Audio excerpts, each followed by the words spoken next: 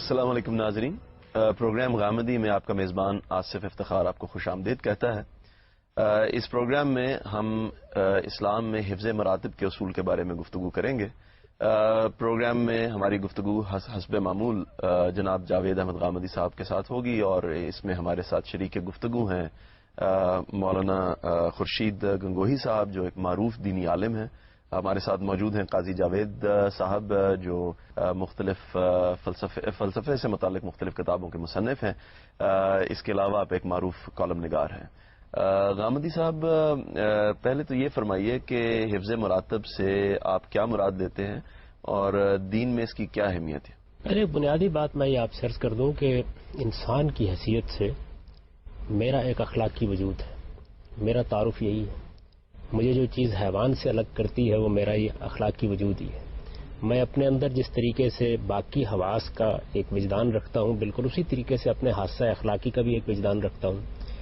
یہ وجدان بہت سی حقیقتوں کو میرے لیے باطنی دریافت بنا دیتا ہے۔ ان میں سے ایک بڑی حقیقت یہ بھی ہے کہ میں جب انسانوں سے متعلق ہوتا ہوں تو میں یہ محسوس کرتا ہوں کہ خلقت کے لحاظ سے وہ برابر ہیں، ایک ہی آدم و حوا کی اولاد ہے، اس لحاظ سے ان کے مابین کوئی فرق نہیں کیا جا سکتا۔ لیکن جو رشتے پیدا ہوتے ہیں، تعلقات پیدا ہوتے ہیں، قبل و بعد کے تصورات پیدا ہوتے ہیں، زمان و مکان کا فرق پیدا ہوتا ہے، اس کے لحاظ سے کوئی مجھ سے بڑا ہو جاتا ہے، کوئی چھوٹا ہو جاتا ہے۔ یہ بڑا اور چھوٹا ہونا اگر تو اخلاقی بنیادوں پر ہے تو میرے نزدیک واجب الاحترام ہے، اور اگر اس کی بنیاد کوئی مادی حقیقت ہے تو ظاہر بات ہے کہ اس پر میں بھی تنقید کروں گا، آپ بھی تنقید کریں گے۔ تو جب ہم حفظ مراتب یا فرق مراتب کی تعبیر اختیار کرتے ہیں تو اس سے دینی لحاظ سے ہماری مراد یہ ہوتی ہے کہ وہ رشتے، وہ تعلقات، وہ روابط جو اخلاقی لحاظ سے بڑے اور چھوٹے کا تصور پیدا کرتے ہیں۔ آپ یہ دیکھیے کہ پیدا ہونے کو سارے انسان یکساں پیدا ہو رہے ہوتے ہیں۔ ایک آدمی ہم سے 2-4 سال پہلے پیدا ہو گیا، انسان ہونے کے لحاظ سے کوئی فرق واقع نہیں ہوا، لیکن ہماری تہذیبی روایت یہ چاہتی ہے کہ عمر کے لحاظ سے بھی اگر وہ ہم سے بڑا ہے تو اس کو بڑے کی جگہ رکھا جائے۔ بالکل اسی طریقے سے آپ یہ دیکھیے کہ باپ ہونے کی حیثیت سے جو مرتبہ بھی رکھتا ہو، انسان ہونے کی حیثیت سے بیٹے سے کسی لحاظ سے بھی مختلف نہیں ہے، ماں بیٹی سے کسی لحاظ سے مختلف نہیں ہے۔ لیکن یہ رشتے ہیں کہ جن رشتوں کی وجہ سے ایک کو غیر معمولی مرتبہ حاصل ہو جاتا ہے اور ایک کو ایک حد تک احترام کرتے ہوئے دوسری جگہ پر رہنا پڑتا ہے۔ یہ معاملہ تمام رشتوں میں، تمام روابط میں، تمام تعلقات میں ہم دیکھتے ہیں۔ اس میں ظاہر ہے کہ یہ سوال پیدا ہوتا ہے کہ کیا یہ کوئی ابدی حقیقت ہے؟ کیا یہ انسانیت کا شرف ہے؟ کیا یہ انسان کے حادثہ اخلاقی کی بدیہی دریافت ہے، یا یہ کوئی ایسی چیز ہے کہ جو وقت کے ساتھ پیدا ہو گئی ہے؟ ہمارا نقطہ نظر یہ ہے کہ جس طرح انسان کی فطرت کو اللہ تعالیٰ نے بنایا ہے، بالکل اسی طریقے سے یہ احساس بھی اس کے اندر رکھ دیا ہے۔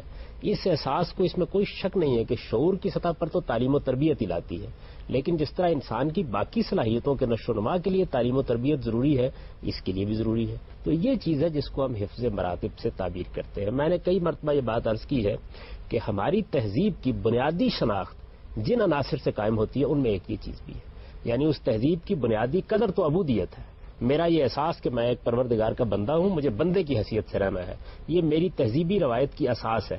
لیکن وہ بنیادی عناصر جن کے ذریعے سے اس کا ظہور ہوتا ہے، ان میں ایک بڑی چیز حفظ مراتب کا اصول ہے۔ میرے لیے باپ ہے، میرے لیے ماں ہے، اور یہ وہ رشتے ہیں جن میں سے 2 کی میں نے مثال دی، اور بھی بہت سے رشتے ہیں کہ جن رشتوں کی اہمیت، جن کی عظمت، جن کی قدر، جن کی برتری، جن کا تفوق میری تہذیبی روایت کی روح ہے۔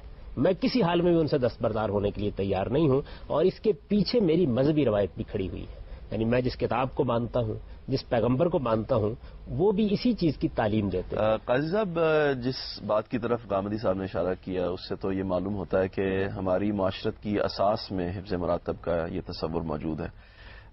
مغرب میں غالباً صورت اس سے مختلف نظر آتی ہے۔ بنیادی طور پہ رشتوں کا تقدس اور نظام مراتب جو ہے اس کا تعین ہوتا ہے اس بات سے کہ جو آپ کی میٹا فزکس ہے، جو آپ کا زندگی کا فلسفہ ہے، جو آپ کا ورلڈ ویو ہے، ان کے ویسٹرن ویو میں اور ہم لوگوں کے ویو میں چونکہ بنیادی تضاد موجود ہے۔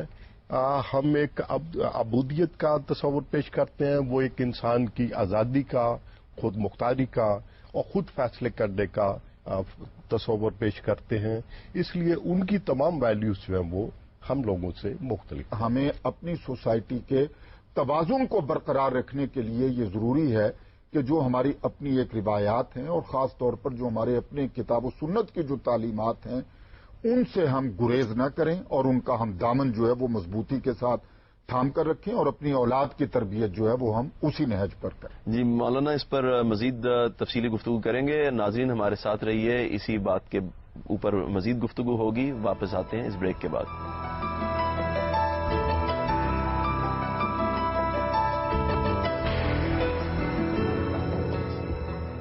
Welcome back. गामदी साहब, ये बात तो खैर आप सब ने इस पे इत्तफाक किया और इसकी जो बुनियाद है उसकी तरफ भी इशारा किया, लेकिन अगर मैं इससे थोड़ा सा इख्तलाफ करने की जसारत करूं कि ऐसा नहीं है कि मगरब में ये सास मुकम्मल तौर पर ख़त्म हो गई, मौजूद तो है। अभी भी बाप को बहरहाल किसी दर्जे में बाप ही समझा जाता है, उसके राइट्स लॉ में भी एक्सेप्ट किए जाते हैं। पेरेंट्स को किस हद तक राइट है, उसमें हो सकता है मगरब कुछ तजावुज भी कर गया हो, लेकिन क्या ये बात बिल्कुल गलत है कि उस पर कोई लिमिटेशन होनी चाहिए या नहीं होनी चाहिए?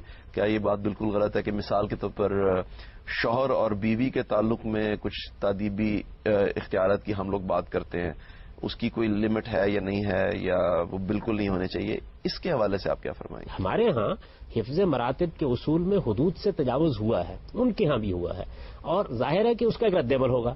जब रद्द-ए-अमल हुआ दूसरी जानिब हो गया। वो क्या चीज है कि जो फिर इस मौके पर आकर आपको ये बताए, जिस तरह कि मैंने अर्ज किया कि जहां अकली बुनियादें, तजुर्बाती बुनियादें मौजूद हैं, वहां तो आप खुद फैसला कर लेंगे। जहां वो मौजूद नहीं है, मैं आपको इसकी एक बड़ी सादा सी मिसाल देता हूं।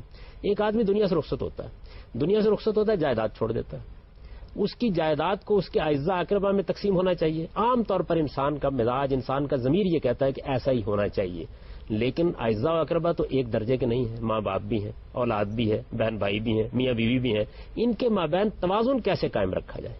मेरा ख्याल ये है कि आप पूरी इंसानी तारीख का मुताला कर लें, इसका कोई फार्मूला दरियाफ्त नहीं हो सका, अभी तक कोई नहीं हो सका। ये वो मौका है कि जिस मौके पर अल्लाह ताला फिर अपनी शरीयत देते हैं।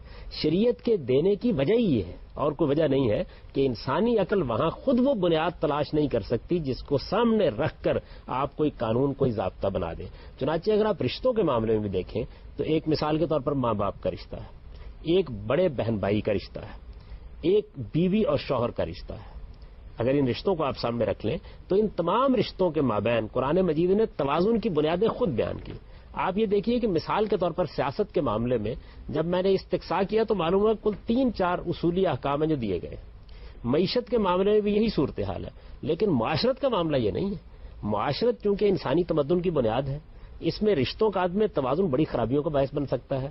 ये चीज अगर एक मरतबा दरम बरम हो जाए तो पूरी इंसानियत के लिए खुदकुशी की सूरत हाल पैदा हो सकती है। इस वजह से यहां अल्लाह ताला ने बड़े तफसीली अहकाम दिए हैं। ये बताया है कि वालिदैन के साथ ये हुदूद क्या है। आप देखें कुरान मजीद में 3-4 सूरतों में इसको मौजू बनाया गया, और फिर सूरह लुकमान में तो खास तौर पर इसके कानूनी हुदूद बयान किए गए ताकि ये बात वाज़े रहे और कहीं ये तवाज़ुन दरम बरम ना हो जाए। मियाँ और बीवी का रिश्ता भी बिल्कुल इसी नौइयत का है, क्योंकि वो तमद्दुन की बुनियाद है, उससे खानदान का नज़्म कायम होता है, तो उसको भी खुद मौजू बनाकर उसमें कुछ हुदूद को बयान किए गए हैं। तो मैं इस बात को तस्लीम करता हूं कि मशरिक और मगरिब दोनों में एक जमाने में इसमें अदम तवाज़ुन हुआ। आप देखिए कि नौबत यहां तक पहुंच गई थी कि वालिद को अपनी औलाद को कत्ल तक कर देने का इख्तियार दिया गया बाद माशरों के अंदर। जाहिर है कि ये एक हुदूद से तजावुज था, तो ये जरूरी हुआ। आपने तादीब का लफ्ज बार बार इस्तेमाल किया है। जाहिर है कि तादीब की एक जरूरत उस्ताद को भी पड़ती है, तादीब की एक जरूरत हुक्मरानों को भी पड़ती है, तादीब की एक जरूरत माशरे के अमूमी नज़्म में भी पड़ती है, और तादीब की एक जरूरत वालिदैन को भी छोटे बच्चों की तरबियत करते हुए पड़ती है। तो देखिए तादीब का लफ्ज जब हम बोलते हैं तो ये भी हुदूद का तकाजा करता है। शौहर को भी पड़ती है, मैं अर्ज करूंगा आगे चल के। तो जिस वक्त ये सारी चीजें जो आपके सामने आती है तो वहां ये जरूरत महसूस होती है कि अब उसके हुदूद बयान किए जाए। तो कुरान मजीद ने देखिए उसमें भी हुदूद बयान किए, और खास तौर पर जिसका आपने नाम लिया शौहर और बीवी के दरमियान, इसको मौजू बना के इसके हुदूद मुतय्यन कर दिए, क्योंकि सबसे ज्यादा खिलाफ वर्जी का यहाँ इम्कान था। जब वो हद यहाँ वाज़े हो गई तो उसूल मालूम हो गया। इस उसूल को सामने रख के उनको वालिदैन के और औलाद के रिश्ते में भी रखा जा सकता है मलहूज, और बाकी रिश्तों में भी रखा जा सकता है। आप ये देखिए कि ये हिफ्ज़ मरातिब का मामला इतना नाजुक और इतना हसास है, और इसकी इंसानी तमद्दुन में इतनी गैर मामूली अहमियत है कि जिस वक्त पैगंबर आता है, रिसालत में आप सल्लल्लाहु अलैहि वसल्लम की बेइज्जत हुई है ना, पैगंबर आता है तो कुरान मजीद ने हमें सिर्फ इतना ही नहीं बताया कि पैगंबर की इताअत करनी है या पैगंबर को खुदा का नुमाइंदा समझना है, आदाब भी बताए हैं उस बारगाह में बात करने के। یعنی آپ اس کو موضوع بنائیں گے تو میں آپ کو بتاؤں گا. یہ عام طور پر سوال پیدا ہوتا ہے نا کہ ہم اتنے حساس کیوں ہیں. یعنی مغرب بھی سوال کرتا ہے کہ رسالت میں آپ صلی اللہ علیہ وسلم کی ذات والا صفات کے بارے میں مسلمانوں میں اتنی حساسیت کیوں ہے. یہ حساسیت بھی ہماری تہذیب کا حصہ ہے. یہ حساسیت ہمارے اندر خود قرآن نے پیدا کی ہے. میں آپ کو بتاؤں گا کہ دیکھیے ایک ایک چیز کو بات کیسے کرنی ہے, آواز کیسی ہونی چاہیے, گفتگو کے آداب کیا ملحوظ رکھنے ہیں, تمہارے اندر خدا ترسی کیسے پیدا ہوگی, پیغمبر کے ساتھ تعلق سے تمہارے تقوی پر کیا اثرات پڑتے ہیں, کوئی فیصلہ وہ کر دے تو تمہیں اس کے بارے میں رد عمل کیا اختیار کرنا ہے. یہ قانون نہیں, یہ تو اصل میں آداب کی ایک پوری دنیا ہے, اور اس کا وہ نتیجہ نکلتا ہے کہ پھر ہم کہتے ہیں کہ ادب کا حص زیر آسماں ازرش نازک تر, نفس گم کردہ میاں جنید و باعث نہیں جا. تو وجہ اس کی بھی کیا ہے, وجہ اس کی یہی ہے کہ ہمارے ہاں جو مراتب کا یہ فرق قائم کیا گیا ہے یہ پھر یہاں سے اٹھتا ہے اور اٹھتے اٹھتے اس ذات والا صفات تک بھی چلا جاتا ہے. یہ ہماری جو حساسیت ہے یہ اس وقت تک سمجھی نہیں جا سکتی جب تک ہمارے پورے تہذیبی پس منظر کو, ہماری مذہبی روایت کو, اور پھر اس کے نتیجے میں ہمارے اندر جو اخلاقی احساسات پیدا ہوتے ہیں ان کو آپ نہ سمجھ لیں. ہماری جو تہذیب اسلام نے قائم کی ہے, ظاہر ہے کہ اس کے ذریعے اثر قائم ہوئی ہے, اس کے بنیادی عناصر میں ایک چیز جو ہے وہ حفظ مراتب ہے. اور یہ وہ چیز ہے کہ جس میں ہم یہ کہتے ہیں کہ ادب پہلا کرینہ ہے محبت کے کرینوں میں. ہمارے ہاں آپ دیکھیے نا, خدا کی کتاب ہے, آپ نے اس کو تکیہ بنا کے سونے کے لیے استعمال کر لیا, آپ نے اس کو پاؤں کے قریب رکھ دیا, آپ نے اسے کسی الماری میں رکھ دیا, آپ نے کتابوں میں ایک عام کتاب کے طور پر رکھ دیا. ہم اس کو گوارا نہیں کرتے. وہاں پر بھی وہی چیز ہوتی ہے کہ یہ کس کی کتاب ہے, یہ کتابوں میں سے ایک کتاب نہیں ہے, تو اس کو پڑھتے بھی ہیں, اس سے سبق بھی حاصل کرتے ہیں, اس میں تدبر بھی کرتے ہیں, لیکن اس کے ادب آداب کی بھی ایک پوری دنیا ہے جو ہمارے یہاں موجود ہے. یہ محض کوئی جذباتی چیز نہیں ہے, اس کے اندر در حقیقت بڑے گہرے اخلاقی احساسات کار فرما ہے. ان کو اندر اتر کر ان کا جائزہ لینا چاہیے. قاضی صاحب, یہ سوال بار بار اٹھایا جاتا ہے کہ جی فریڈم آف ایکسپریشن جس میں ہم کرٹیسزم کر رہے ہیں وہ پھر اگر آخری درجے میں بھی چلا جاتا ہے تو یہی تو وہ ہیومن کریٹو امپلس کو آزاد چھوڑ دینے کا نتیجہ ہے کہ جس کا جو پھل ہے وہ آپ کو اس ساری ڈیولپمنٹ کے شکل میں ملتا ہے. اس کے بارے میں آپ کیا تبصرہ فرماتے ہیں؟ یہ بالکل آپ نے بجا کہا کہ ان کا دعویٰ یہ کہ فریڈم آف ایکسپریشن جو ہے وہ ان کی تہذیب کی بنیاد ہے. اور آپ دیکھیے کہ ان کی تہذیب میں اس کی تاریخ بھی دور تک جاتی ہے. میگنا کارٹا سے بھی آپ رشتہ اس کو بنائیں گے, گریک جو سویلائزیشن ہے آپ اس سے بھی اس کا ربط جو ہے وہ بنائیں گے. لیکن فریڈم آف ایکسپریشن اسی وقت پیدا ہوتی ہے جب آپ مذہب کے دائرے سے نکل آتے ہیں. مذہب جو ہے وہ جیسا کہ غامدی صاحب نے فرمایا وہ آپ کو ایک آداب کی دنیا دیتا ہے, ایک حدود اور قیود کی دنیا دیتا ہے, ایک ضابطوں کی دنیا دیتا ہے. آپ نے ان میں درمیان میں رہنا ہے اور ان کے سائے تلے آپ نے اپنے خیالات کا, فکر کا, اپنی سوچ کا اور زندگی کا تعین کرنا ہے.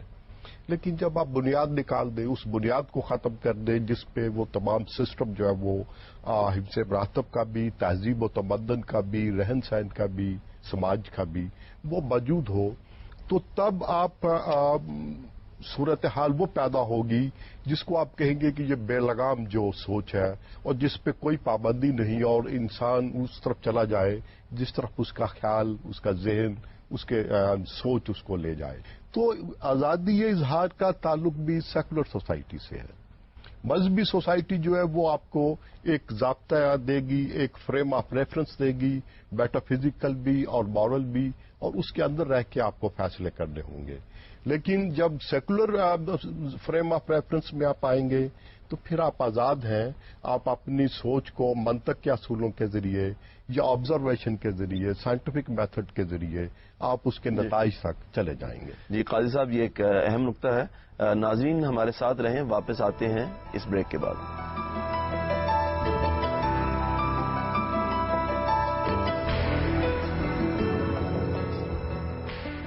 آپ سے میں یہ پوچھنا چاہتا ہوں کہ مذہبی اعتبار سے, دینی اعتبار سے کیا ایسا ہے کہ فریڈم پر ہم کوئی غیر معمولی کربز لگاتے ہیں, فریڈم آف ایکسپریشن پر خاص طور پر, اور میں سمجھنا چاہوں گا کہ وہ کیا مسئلہ ہمیں پیدا ہوتا ہے کہ جب ہم یہ کہتے ہیں کہ جی آپ اگر ہمارے پیغمبر کے بارے میں مثال کے طور پر بات کرتے ہیں تو کچھ حدود و قیود کا خیال رکھیں.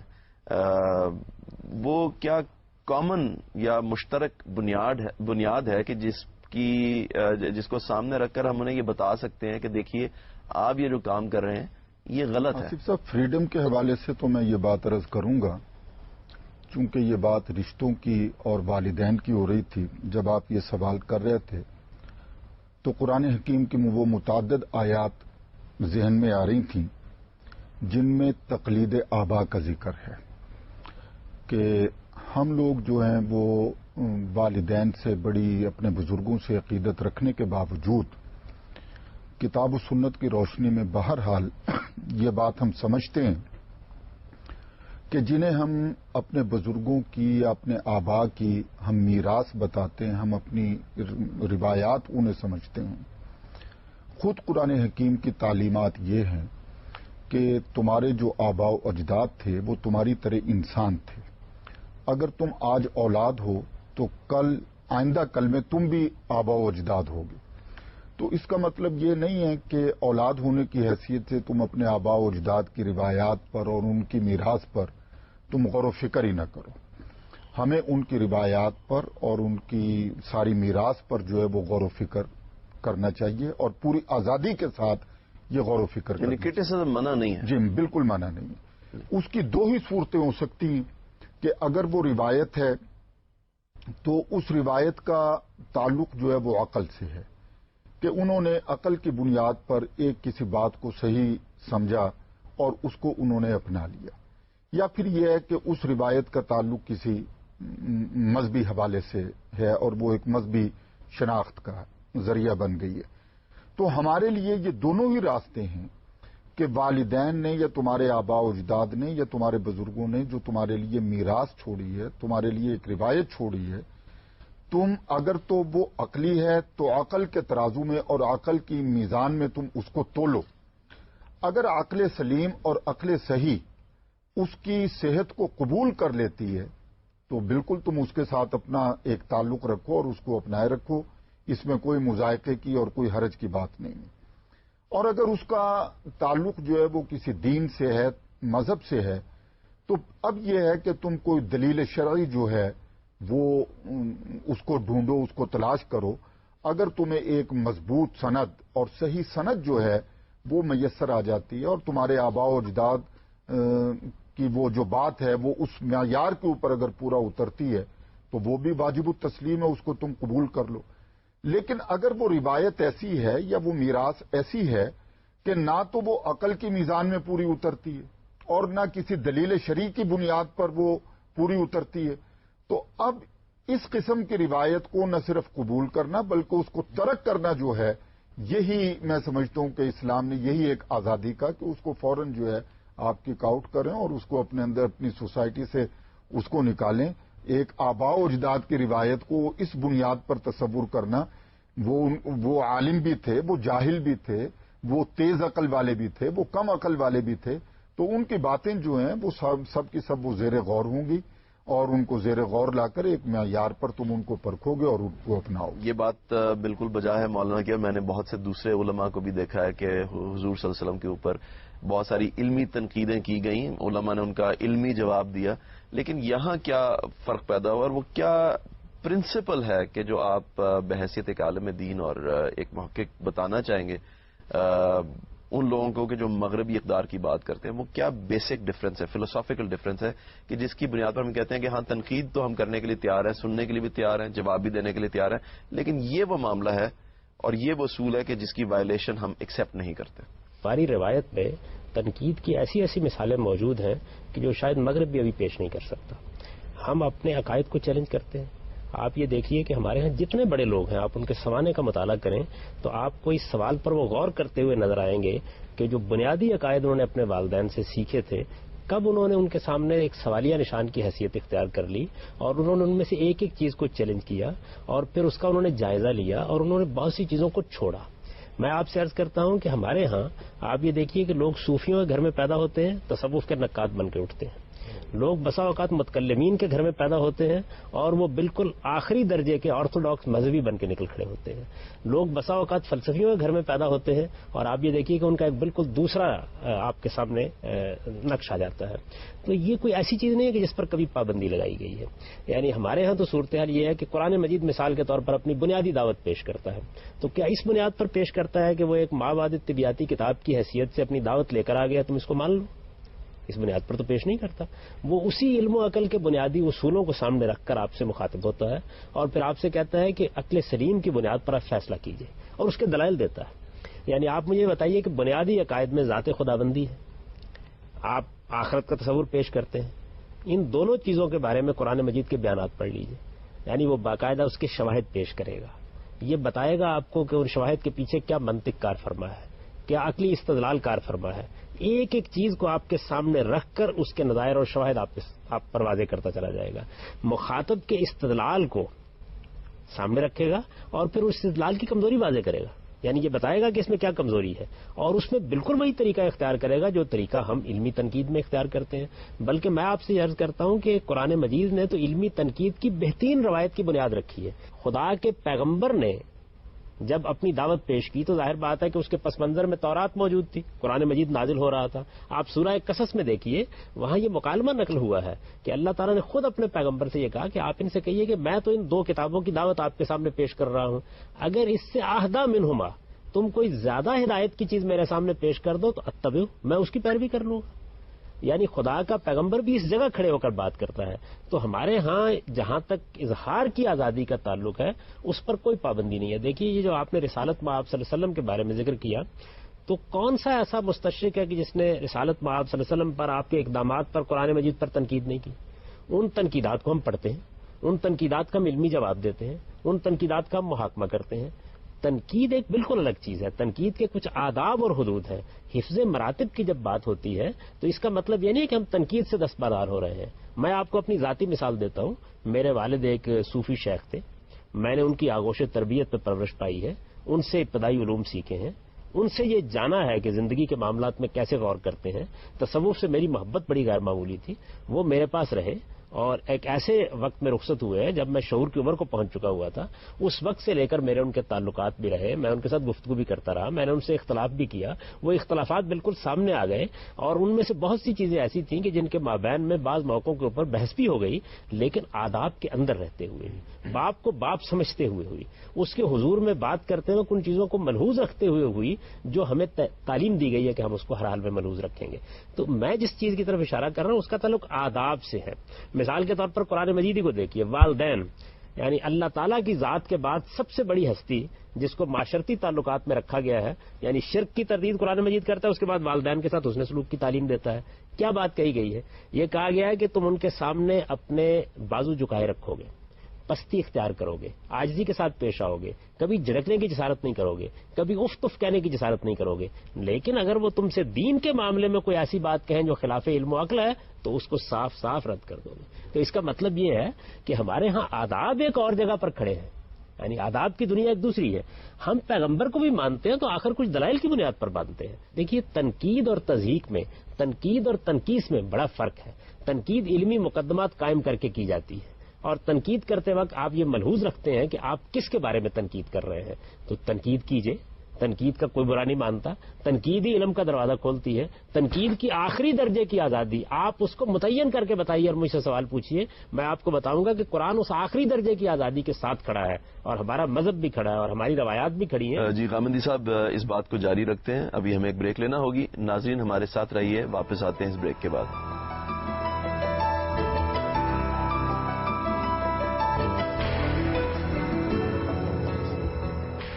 Welcome back.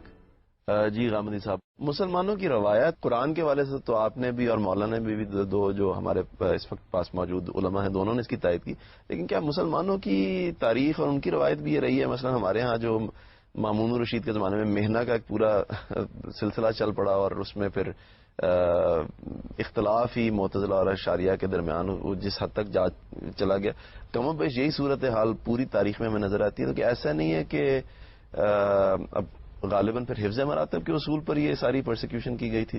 اس کے بارے میں کیا فرماتے ہیں؟ نہیں, یہ دو بالکل الگ الگ باتیں. دیکھیے جب حفظ مراتب کی ہم بات کرتے ہیں تو اس کا تعلق ہماری معاشرتی روایات سے ہوتا ہے, اور مثال بھی اگر دینی چاہیے تو معاشرتی روایات سے دینی چاہیے. سیاست کے اپنے کچھ طور طریقے ہوتے ہیں. جب ملوکیت قائم ہو جاتی ہے یا آمریت قائم ہو جاتی ہے اور پھر وہ آمریت اپنے آپ کو مجتہد مطلق کے منصب پر بھی فائز سمجھ لیتی ہے، اس سے کچھ دوسری نوعیت کے مسائل پیدا ہوتے ہیں اور ان کے خلاف ہر معاشرے کو جدوجہد کرنی پڑتی ہے. میں آپ سے عرض کرتا ہوں کہ ہمیں کم کرنی پڑی ہے، اس کے باوجود کم کرنی پڑی ہے. اس کی وجہ یہ ہے کہ ہماری مذہبی روایات اس معاملے میں غیر معمولی تھیں. اور آپ یہ دیکھیے کہ اس معاملے میں بھی اس سارے تشدد کا نشانہ کون بنا ہے؟ وہ لوگ بنے ہیں کہ جو مذہبی کے علمبردار تھے. امام احمد بن حنبل ایک مذہبی شخصیت تھے، انہوں نے مقابلہ کیا. امام ابو حنیفہ ایک مذہبی شخصیت تھے. امام ابن تیمیہ ایک مذہبی شخصیت تھے. تو مذہبی شخصیات کو تعدیب کا اور تہذیب کا نشانہ بننا پڑا آزادی رائے کے لیے، جبکہ یورپ میں تو اس کے برعکس ہوا. اس کے برعکس ہوا ہے. اس کی وجہ یہی ہے، یعنی سیاست نے جو کچھ تہذیب کا بازار گرم کیا ہے اس کے اپنے کچھ مقاصد ہوتے ہیں. وہ آج بھی گرم کرتی ہے، وہ کل بھی گرم کرے گی. اسی طریقے سے جو آپ مسلمان عوام کو اور بعض مذہبی رہنماؤں کو آج کے زمانے میں دیکھتے ہیں تو یہ در حقیقت وہ انحطاط ہے جس کی وجہ سے ہم اس مقام پر پہنچے ہیں. ہم جب اپنی روایت کا ذکر کرتے ہیں تو اس کا مطلب یہ ہے کہ اس زمانے کی روایت کہ جب بہرحال ہم ایک خاص مقام پر کھڑے تھے اور ہمارے ادارے قائم تھے اور ہماری معاشرتی روایت بھی ایک دوسرے مقام پر کھڑی ہوئی بات کر، اس کے بعد انحطاط آنا شروع ہوا، زوال پیدا ہونا شروع ہوا اور آہستہ آہستہ وہی تو چیز ہے کہ تنقید کی آزادی ختم ہونا شروع ہو گئی. مذہبی جمعیتوں نے اپنی رائے کے خلاف کسی بات کو سننے کو گوارا کرنے سے انکار کر دیا. میں تو اس زمانے میں یہ کہا کرتا ہوں کہ ایک وقت تھا کہ حکمرانوں کے مقابلے میں حق کہنا عظیمت کی بات تھی، آج مذہبی گروہوں کے مقابلے میں حق کہنا عظیمت کی چیز بن گئی ہے. یعنی یہ صورتحال ہو گئی ہے، لیکن یہ اس زمانے کی بات ہے. جہاں تک ہمارے دین کا تعلق ہے اس میں تنقید کی بڑی اعلیٰ روایت قائم ہوئی ہے. میں آپ سے عرض کرتا ہوں کہ ہمارے ہاں جو مختلف اہل علم ہیں ان کے مابین اختلافات ہیں، وہ اختلافات علمی طریقے سے بیان کرتے ہیں، اس کے دلائل دیتے ہیں. اور آپ یہ دیکھیے کہ ہمارے ہاں فقہ کے 4 ائمہ ہیں، چاروں کے چاروں کسی نہ کسی لحاظ سے ایک دوسرے کے شاگرد ہیں. کتنی غیر معمولی روایت ہے. اگر یہی بات ہونا تھی تو ایک کو اپنے استاد کی عظمت کے سامنے سرنگو رہنا چاہیے تھا. ایسا نہیں ہوا. احمد بن حنبل امام شافعی کے شاگرد ہیں. ادب کا معاملہ یہ ہے کہ ساتھ چلتے ہوئے وہ گھوڑے پر سوار ہیں اور ادب کے ساتھ چلتے ہوئے کتاب پڑھ رہے ہیں، لیکن اختلاف کا معاملہ یہ ہے کہ ایک مدرسہ فکر کے بانی ہو گئے. تو اختلاف ایک الگ چیز ہے، تنقید ایک الگ چیز ہے اور تضحیق ایک الگ چیز ہے. آداب کی رعایت نہ کرنا ایک الگ چیز ہے. باپ کو اس کے آداب اور حدود کو توڑ کر مخاطب کرنا ایک بالکل الگ چیز ہے. ہم مغرب کے جس رویے کے خلاف احتجاج کرتے ہیں بعض اوقات یا اپنے غم کا اظہار کرتے ہیں، وہ اصل میں اس وقت ہوتا ہے جب وہ تضحیق پر اتر آتے ہیں. تضحیق پر جب اتر آتے ہیں تو ہم ان کو بتاتے ہیں کہ دیکھیے اس وقت آپ کو یہ دیکھنا چاہیے کہ 1.5 ارب کے قریب مسلمان دنیا میں موجود ہیں. آپ ان کے بارے میں کیا رویہ اختیار کر رہے ہیں اور اس طریقے سے آپ تہذیبوں کی کیا اس جنگ کو خود شروع نہیں کر رہے ہیں جس کے بارے میں آپ چیخ اور چلا رہے ہیں. یعنی اس کا پھر نتیجہ تو یہی نکلے گا نا کہ ہماری طرف سے بھی رد عمل ہوگا. تو اس وجہ سے یہ ضروری ہے کہ اس بات کو سمجھ لیا جائے کہ تنقید اور چیز ہے اور تضحیق بالکل اور چیز ہے. اصل میں تضحیق ہے جہاں حفظ مراتب کا سوال پیدا ہوتا ہے. تنقید تو ہم اپنے باپ کے اوپر کر رہے ہوتے ہیں، ہم اپنی مذہبی روایات پر کر رہے ہوتے ہیں، ہم اپنے ائمہ پر کر رہے ہوتے ہیں، ہم اپنی جلیل القدر ہستیوں پر کر رہے ہوتے ہیں. اور میں نے تو آپ سے عرض کیا کہ خود جس دین کو ہم مانتے ہیں، ہمارے اکابر اہل علم کے آپ سوانے پڑھیں تو وہ سب اس کے اوپر بھی ایک تنقید کے عمل سے گزر کر بعض اوقات دریافت کرتے ہیں اس کو اور دوبارہ قبول کرتے ہیں اور پھر کہتے ہیں کہ میں نے شعوری ایمان کی سطح پالی ہے، اب میں اس کے دفاع کے لیے کھڑا ہوں. تو یہ سارا عمل ہماری تاریخ میں بھی ہوتا رہا ہے، ہمارے بڑے لوگوں کے ہم بھی ہوتا رہا ہے. یہ ایک بالکل اور چیز ہے اور تضحیق اور تنقید سے ایک بالکل الگ چیز ہے. اس کا فرق ہمیشہ ملحوظ رکھنا چاہیے. قاضی صاحب، ایک بحث یہ کی جاتی ہے کہ بلکہ اگر میں اس کو بیان کروں تو ایک جملہ کہا جاتا ہے کہ sometimes the most serious criticism emerges out of jest. یعنی مزاح میں آپ بعض دفعہ مذاق میں ایسی بات کہہ دیتے ہیں کہ جو سیریس یا سنجیدہ پیرائے میں آپ نہیں کہہ پاتے. اور بعض دفعہ طنز، سٹائر، اس کو بھی علمی تنقید ہی کا حصہ مان لیا جاتا ہے اور اس کی آڑ میں کہہ لیجیے یا اس کے ریوبرک کے تحت یہ بحث کی جاتی ہے کہ یہ بھی علمی تنقید ہی کا ایک طریقہ ہے. بلا شبہ طنز جو ہے وہ بن سکتا ہے. مثلا ہماری اردو شاعری میں اکبر اعلی آبادی کی مثال ہمارے پاس موجود ہے. انہوں نے جو طنز کیا اور تضحیق کی اور ان تبدیلیوں کی جو ان کے زمانے میں آ رہی تھیں، تو اس کے پیچھے ایک پورا نظام میں اقدار تھا، ان کے پاس ایک سسٹم تھا تھاٹ کا، جس کے حوالے سے وہ آنے والی تبدیلیوں کو دیکھ رہے تھے. لیکن جب طنز کا مطلب یہ مقصد یہ ہو کہ کسی مقدس ہستی کے احترام کو کم کرنا یا ان کا جو عزت و احترام ہے، ان کا جو مقام ہے اس کو کم کرنا، تو اس وقت وہ قابل برداشت نہیں رہتا. چاہے وہ بالکل نچلی سماجی سطح پہ ہم لوگوں کی جیسے ہم لوگ ہیں ان کے ساتھ یہ واقعات پیش آ رہے ہوں یا وہ مقدس ہستیوں کے ساتھ پیش آ رہے ہوں. علامہ صاحب نے یہ کہا کہ اس سے तहजीबों के दरमियान उस जंग के तेज होने का खदशा है कि जिसका वो वावेला कर रहे हैं। मैं कहता हूं जी कि इससे भी आगे खतरा है। बात यह है कि ये तस्हीक जो की गई कार्टूनों के जरिए या किसी दूसरे तरीके से नॉवलों के जरिए, ये सिर्फ मुसलमानों का मसला नहीं है, सिर्फ मुसलमानों के दिल नहीं दुखे। एक अरब है या एक अरब से ज्यादा हैं वो, ये उन तमाम लोगों के कि जो सच्चे मजहबी लोग हैं, चाहे वो मसीही हैं, चाहे वो हिंदू हैं, सिख हैं, जो सच्चे मजहबी लोग हैं, उनके दिल दुखे इस बात से कि एक मुकद्दस हस्ती का यूं इस तरीके से उसको पेंट किया जा रहा है। इस तरीके काजी साहब, ये एक अहम नुक्ता है। नाज़रीन हमारे साथ रहें, वापस आते हैं इस ब्रेक के बाद।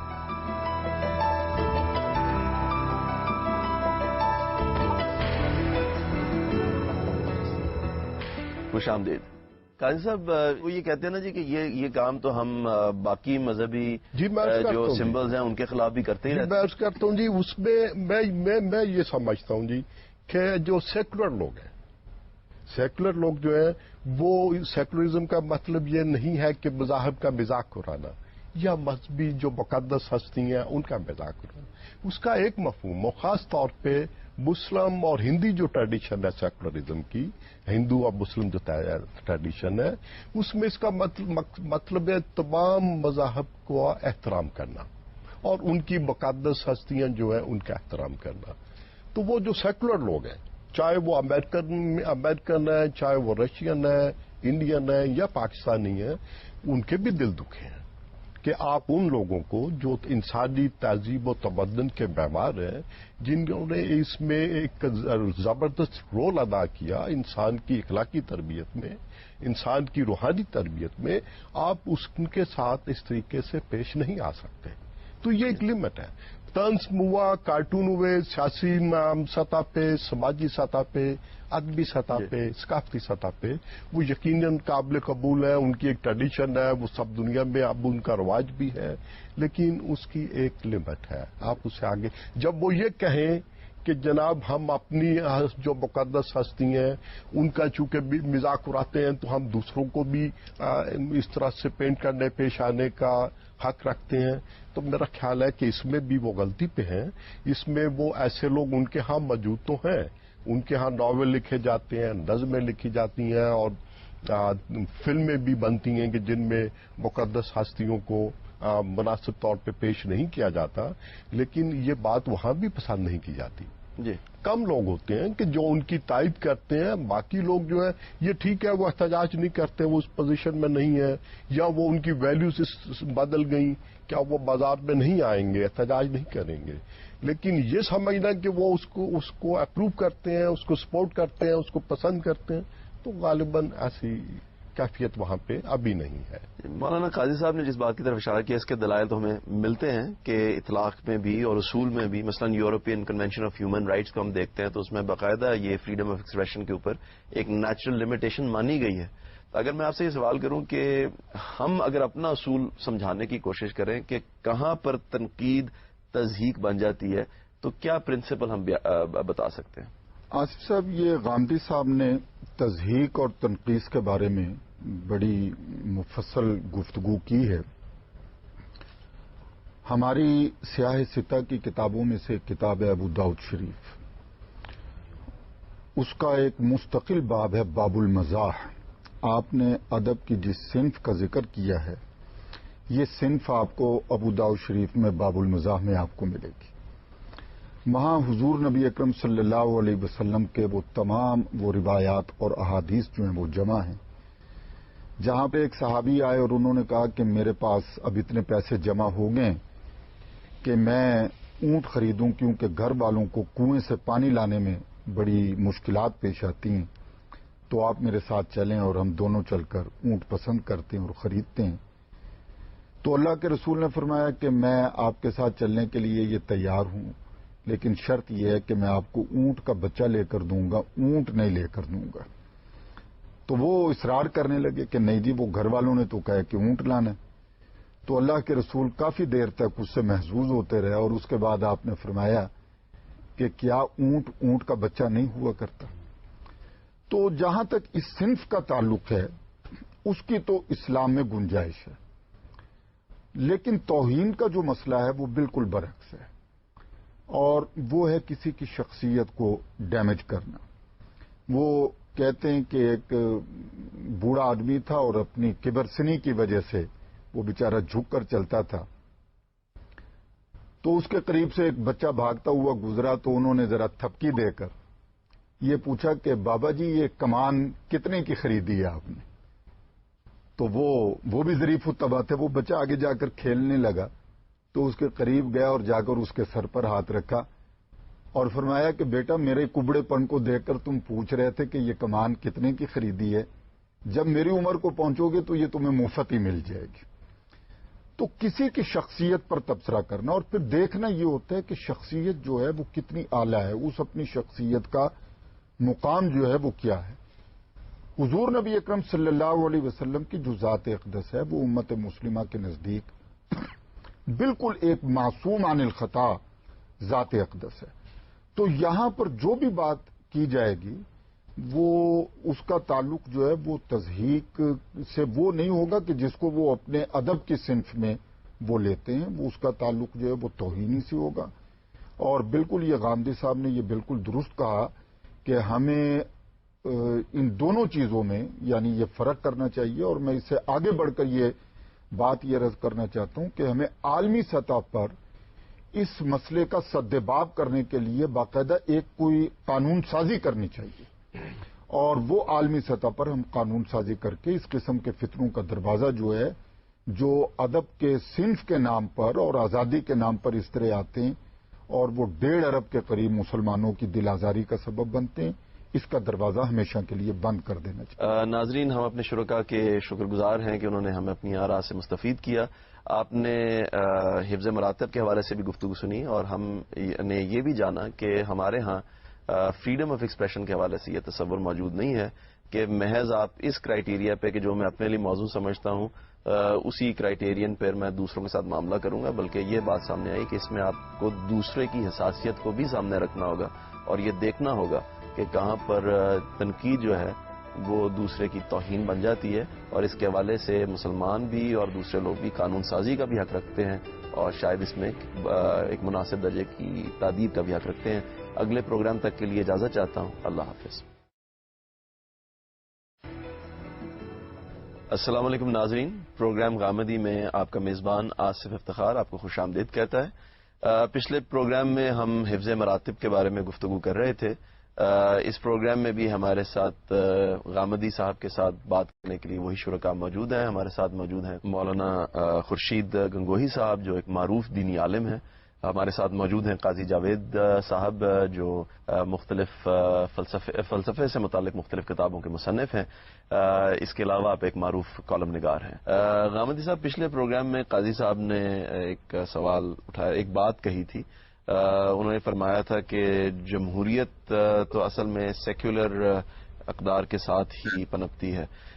اس سے کچھ محسوس ہوتا ہے کہ غالباً جس فریڈم کی آف ایکسپریشن کی آپ نے اور مولانا نے بات کی تھی وہ اصلاً مذہبی روایت کے اندر یا مذہب کے اصولوں پر قائم کردہ حکومت کے اندر شاید اس طرح پنپ نہیں سکتی۔ اس کے بارے میں کچھ تبصرہ فرمائیں گے؟ یہ بات یہ ہے کہ ہمارے ہاں جو ماحول عام طور پر پیدا کر دیا گیا ہے اس میں تو بظاہر ایسا ہی لگتا ہے، لیکن اگر آپ مذہب کو اس کی اصل تعلیمات کی روشنی میں دیکھیں تو اس میں کوئی نہیں ہے۔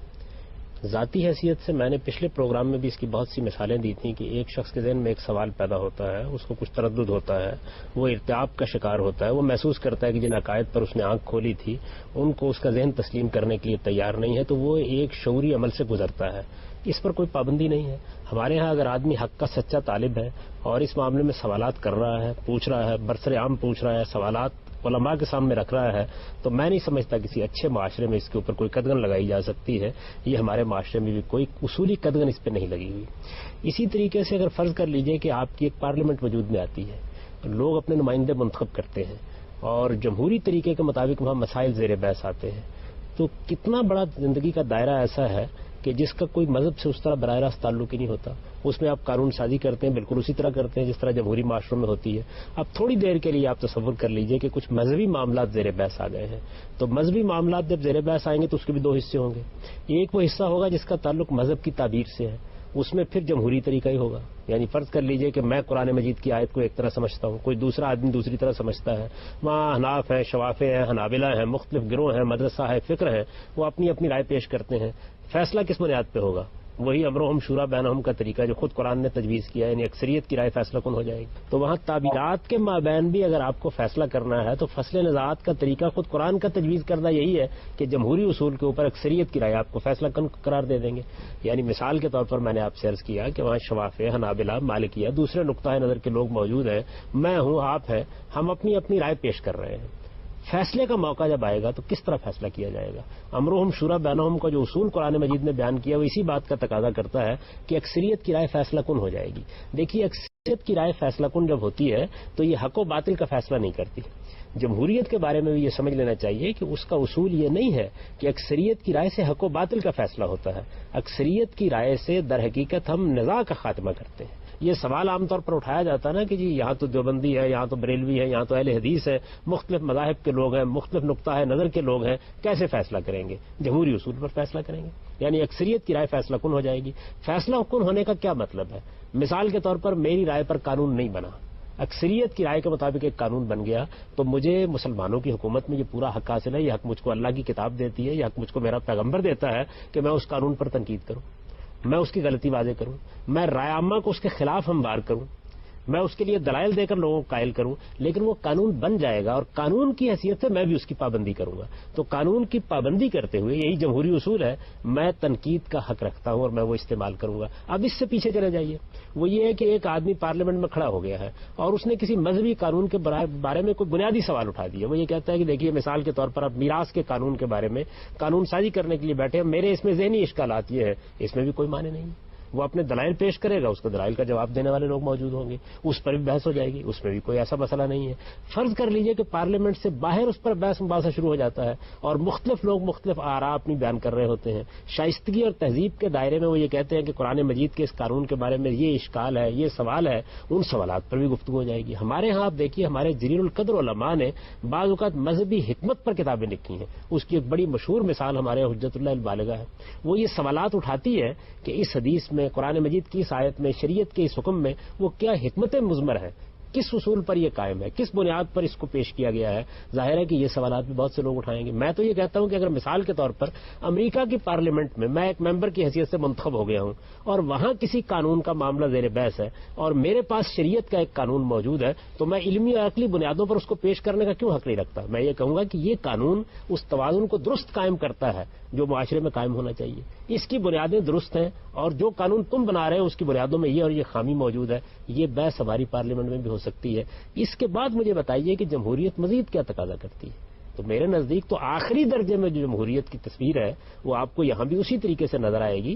اس میں ادنا درجے کا کوئی فرق نہیں ہوگا اور ہم کسی آدمی پر بھی کوئی پابندی نہیں لگائیں گے کہ وہ اپنی رائے نہ دے یا وہ تنقید نہ کرے یا وہ سوالات نہ اٹھائے یا وہ لوگوں کی رائے کو ہموار نہ کرے یا اپنے نقطہ نظر کے مطابق لوگوں کے سامنے اپنا نقطہ نظر پیش نہ کرے. یہ سب چیزیں بالکل ہوں گی. جس چیز پر پچھلے پروگرام میں بھی بحث ہو رہی تھی وہ اصل میں تضحیک ہے, تنقیص ہے, وہ ایک بالکل الگ چیز ہے. اور دیکھیے, اس کا میں ایک سادہ اصول آپ کو بتاتا ہوں. اس میں آپ نے یہ سوال اٹھایا تھا کہ بعض اوقات ادبی طریقے ہوتے ہیں. دیکھیے, ادب میں اور ابتذال میں فرق ہوتا ہے. آپ طنز لکھتے ہیں, آپ مزاح لکھتے ہیں, تو اس کے بھی کچھ آداب ہوتے ہیں. طنز اور مزاح جب اپنے حدود سے تجاوز کرتے ہیں تو پھر وہ طنز اور مزاح نہیں رہتے, وہ ابتذال بن جاتے ہیں. اور ابتذال وہ چیز ہے کہ جس کی سڑان آپ بھی محسوس کرتے ہیں, جس کا تعفن میں بھی محسوس کرتا ہوں, اور آدمی یہ کہتا ہے کہ یہ وہ چیز ہے جب حدود سے تجاوز کر گئی ہے. آپ یہ دیکھیے کہ جب ایک بات کہی جا رہی ہوتی ہے اور وہ بات معلوم ہوتا ہے کہ ایک بڑے لطیف انداز میں کہی جا رہی ہے, ہمارے یہاں غالب ہے جس میں لاکھوں برس کی حوریں ہوں, ایسی جنت کو کیا کرے کوئی, ان پری زادوں سے لیں گے خلد میں ہم انتقام, قسمت حق سے یہی حوریں اگر وہاں ہو گئی. کس نے بلوا کیا, کس نے مار ڈالا اس کو, کس نے یہ کہا کہ تم نے جنت کی توہین کر دی ہے. بات جب لطافت کے ساتھ بیان ہو رہی ہوتی ہے تو اس سے لوگ لطف اٹھاتے ہیں, لیکن جب بات تضحیک کے دائرے میں داخل ہو جاتی ہے پھر وہ ادب نہیں رہتی, وہ ابتذال بن جاتی ہے. ہم مسلمان جس چیز کے خلاف اس وقت اپنے جذبات کا اظہار کر رہے ہیں وہ اصل میں ابتذال ہے, وہ ادب بھی نہیں ہے. کہ آپ کی بات کا مطلب یہ ہے کہ یہاں پر اصول یہ نہیں ہوتا ہے کہ یہ میں اپنے ساتھ بھی کرتا ہوں تو اس لیے ٹھیک ہے, بلکہ اصول یہ ہے کہ دوسرے کی سینسٹیوٹی, اس کے جذبات کو سامنے رکھنا. میں اسی طرف آ رہا تھا. مثال کے طور پر میں نے ایک تعریض کا جملہ بولا, طنز کا جملہ بولا, میرے اور آپ کے درمیان ایک عام گفتگو ہو رہی تھی. مجھے محسوس ہوا کہ آپ کے ماتھے پر شکن آ گئی, آپ نے اس کو محسوس کر لیا ہے. آپ نے اسے اپنی اہانت پر محمول کیا ہے. مجھے بتائیے شرافت اور تہذیب کا تقاضا کیا ہے؟ میں فوراً معذرت کروں گا. میں یہ کہوں گا کہ دیکھیے بات یہ ہے کہ میرا مقصد یہ نہیں تھا, میں یہ نہیں چاہتا تھا, آپ نے اس کو اس طرح محسوس کیا ہے. یا میں یہ کہوں گا کہ جناب ہمارے ہاں تو آزادی اظہار رائے کے آداب یہی سکھاتے ہیں کہ آپ کے ماتھے پر شکن آئے تو آئے, آپ کا دل زخمی ہو تو ہو, مجھے اسی لب و لہجے میں گفتگو کرنی ہے. تو بعض اوقات آپ یعنی میں نے دو چیزوں کی طرف آپ کو توجہ دلائی کہ ایک تو ادب میں اور ابتذال میں بڑا فرق ہے, طنز میں اور مزاح میں اور ابتذال میں بڑا فرق ہے, اور اس فرق کو ملحوظ رکھنا چاہیے. اس فرق کو خود جو آدمی یہ کام کر رہے ہیں اسے بھی ملحوظ رکھنا چاہیے. اکبر العبادی کی مثال دی تھی ہمارے قاضی صاحب نے, آپ دیکھیے کس لطافت کے ساتھ انہوں نے اپنی تہذیب اور دوسری تہذیب کے مابین جو تصادم پیش آ رہا تھا اس کو بیان کیا ہے. ہم ایسی سب کتابیں قابل ضبطی سمجھتے ہیں کہ جن کو پڑھ کے لڑکے باپ کو خفتی سمجھتے ہیں. تو یہ اسالیب تھے جن میں یہ باتیں کی گئی. یعنی آپ کو بات اچھی لگتی ہے, آپ دیکھیے آپ روزانہ مزاحیہ کالم پڑھتے ہیں, آپ کا اپنا مزے کا بعض اوقات اڑایا جا رہا ہوتا ہے لیکن آپ اسے لطف محسوس کرتے ہیں. وہی بات اگر ان حدود سے آگے بڑھ کے ابتذال میں داخل ہو جائے تو ہر آدمی توجہ دلائے گا کہ یہ اب ادب نہیں رہا. ایک تو یہ بات ملحوظ رکھنی چاہیے. پھر یہ کہ ادب میں آپ نے طنز کرنی ہے, تعریض کرنی ہے, اس کو بھی دیکھنا پڑے گا کہ کہاں دوسروں کے جذبات کے وہ منافی چلی جاتی ہے. جو دوسری بات جس کا آپ نے بھی ذکر کیا اس کو دیکھا جائے گا. اور اس میں یہ اصول نہیں ہوتا کہ میری یہ بات میں اس پر دلائل دینا شروع کر دوں کہ بڑی ادبی بات تھی, آپ کو بری لگ گئی ہے, آپ نے اس کو اہانت پر محمول کیا ہے. ہم صرف اس جانب توجہ دلانا چاہتے ہیں کہ دیکھیے ہمارے لیے پیغمبر کی ذات کا معاملہ وہ نہیں ہے جس طرح آپ پیغمبروں کو دیکھتے ہیں. ہم پیغمبروں کو ایک اور جگہ سے دیکھتے ہیں اور ہمارے وہ دیکھنے کے پیچھے ہماری پوری تہذیبی روایت ہے. بلکہ میں نے عرض کیا تھا کہ ہمارا مذہب بھی اس کے پیچھے پڑا ہے, ہماری کتاب بھی اس کے پیچھے کھڑی ہے. ہمیں تو خود پروردگار نے اس بارگاہ کے آداب بتائے ہیں, اس سے ہماری نفسیات بنی ہے. آپ اس کا لحاظ کیجئے, آپ ہمارا دل زخمی نہ کیجئے, اس معاملے کا لحاظ کر کے گفتگو کیجئے. اور اگر آپ کو اس کا احساس نہیں تھا, آپ نے اس کو آزادی اظہار رائے سمجھا تھا, ہمارا رد عمل سامنے آ جانے کے بعد تو کم سے کم تہذیب اور شرافت کا تقاضا یہ ہے کہ اس پر معافی مانگ لیجئے, اس پر معذرت کر لیجئے, اس لیے کہ ہمارا دل اس سے زخمی ہوا ہے.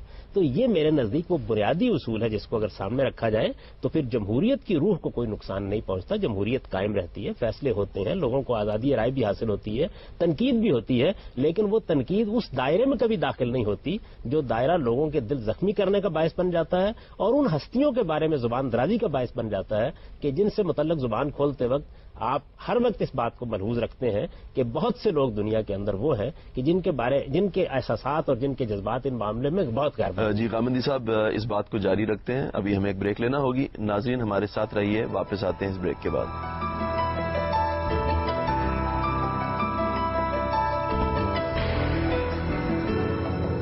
مولانا جو وضاحت جاوید صاحب نے فرمائی اور جو اصول ہمیں دیا, غالباً آپ نے بھی جو مثالیں پچھلے پروگرام میں دی تھیں حضور کے مزاح میں بھی, اس میں بھی شاید یہی اصول تھا کہ دونوں فریقین اس کو انجوائے کرتے ہیں, اس سے محظوظ ہوتے ہیں. آصف صاحب, یہ غامدی صاحب نے بنیاد بنایا ہے قاضی صاحب کی بات کو. قاضی صاحب کا جو موقف تھا وہ یہ تھا کہ جمہوریت جو ہے یہ ایک سیکولر نظام ہے اور اس میں کوئی شک نہیں ہے کہ یورپ نے بائبل کو پادری سمیت کلیسا میں بند کر کے پہلے تالا لگایا اور اس کے بعد اس نے پارلیمنٹ میں بیٹھ کر قانون سازی کی. عقل کی بنیاد پر اس نے جو بھی قانون سازی کی وہی ان کے لیے جائز ناجائز حرام اور حلال جو ہے وہ قرار پایا. تو انہوں نے جو بات کی ہے نا, قاضی صاحب نے یہ تو بات کی ہے جمہوریت کی ایز اے پرنسپل, لیکن غامدی صاحب جو بات فرما رہے ہیں یہ میں سمجھتا ہوں کہ یہ ایز اے پرنسپل نہیں ہے بلکہ ایز اے پروسیجر ہے. تو کہ جس میں رائے عامہ جو ہے وہ آتی ہے اور پھر یہ دیکھنا ہوتا ہے کہ ہمارے دینی اور مذہبی معاشرے جو ہیں وہ جمہوریت کے ساتھ چل سکتے ہیں یا نہیں. تو میرا یہ خیال ہے کہ اسلام جو ہے وہ پروسیجر کو تو وہ تسلیم کرتا ہے. پروسیجر جو ہے وہ کوئی بھی ہو سکتا ہے, لیکن ایسا نہیں ہے کہ اگر ایک کتاب و سنت میں اگر ایک بات موجود ہے اور پارلیمنٹ جو ہے وہ اس کے خلاف کوئی بات لاتی ہے تو اس کو وہ قبول کر لیا جائے گا. لیکن قاضی صاحب کی یہ بات بالکل 100% درست ہے کہ جمہوریت جو ہے یہ ایک سیکولر نظام ہے, لا دین نظام ہے. ہم اس کو ایز اے پرنسپل جو ہے وہ قبول نہیں کر سکتے کہ مسلم پارلیمنٹ یا غیر مسلم انسانوں کی پارلیمنٹ کو جو ہے وہ ہم اکثریت کی بنیاد پر حرام و حلال کے فیصلے کا اختیار دے دیں, یہ ممکن. بات شروع ہوئی تھی خاندانی نظام کے حوالے سے اور خود خاندان کے اندر جو حفظ مراتب کے حوالے سے جو ایک سٹرکچر وجود میں آتا ہے اس کے پھر جو آداب سامنے آتے ہیں. ہم یہ دیکھتے ہیں، اور آپ نے اس کی طرف اشارہ بھی کیا، کہ ایسا نہیں ہے کہ مکمل طور پر اس بات کی نفی کر دی گئی ہے مغرب میں، اور فلسفہ اور علم میں اس کی بنیادیں ختم ہو گئی ہیں، لیکن اطلاق میں بہرحال بہت فرق موجود ہے۔ بات یہ ہے جناب والا کہ اقدار جو ہے وہ اخلاقی اصطلاحوں میں بیان کی جاتی ہیں، لیکن ہمیشہ ہی ان کی بنیاد جو ہے وہ معاشی اصولوں پہ اور معاشی ضابطوں پہ ہوتی ہے۔ روایتی جو نظام تھا جس میں باپ کی حاکمیت قائم تھی، اس میں آپ دیکھیں کہ اس کو سپورٹ کر رہا تھا وہ معاشی نظام جس میں خاندان کا، عام طور پہ خاندان کا ایک شخص، ایک فرد جو ہے وہ معاشی وسائل اس کے قبضے میں ہوتے تھے۔ ملازم تھا یا جاگیردار تھا یا جو بھی کام کرنے والا مزدور تھا، تو تمام جو معاشی قوت تھی فیملی کی ایک فرد کے ہاتھ میں ہوتی تھی، عام طور پہ باپ کے ہاتھ میں۔ اب وہ سسٹم تبدیل ہو گیا۔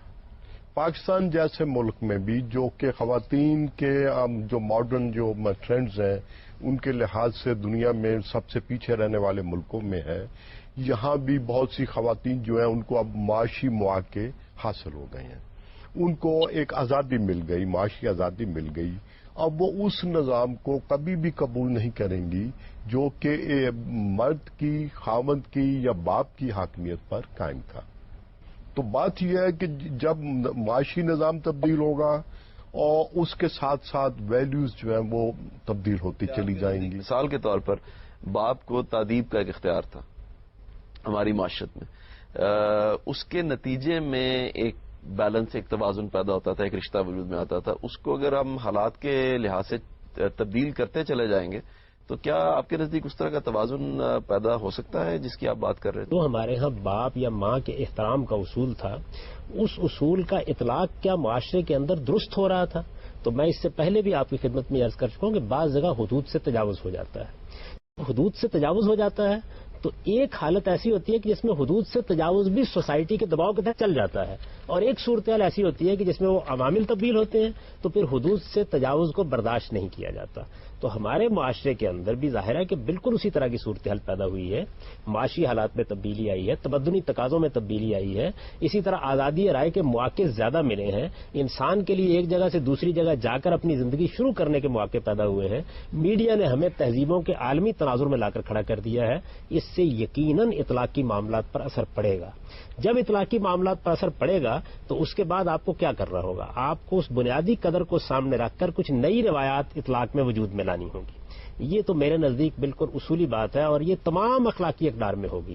یعنی اخلاقی اقدار میں جو بنیادی پرنسپل یا بنیادی اصول ہوتا ہے، جس کو آپ اصل اصول کہتے ہیں، وہ تو آفاقی ہوتا ہے۔ اطلاق کبھی بھی آفاقی طریقوں پر نہیں ہوتا، وہ ہمیشہ تمدنی حالات، تہذیبی تقاضوں، معاشی ضروریات، سماجی تناظر کے اندر ہو رہا ہوتا ہے۔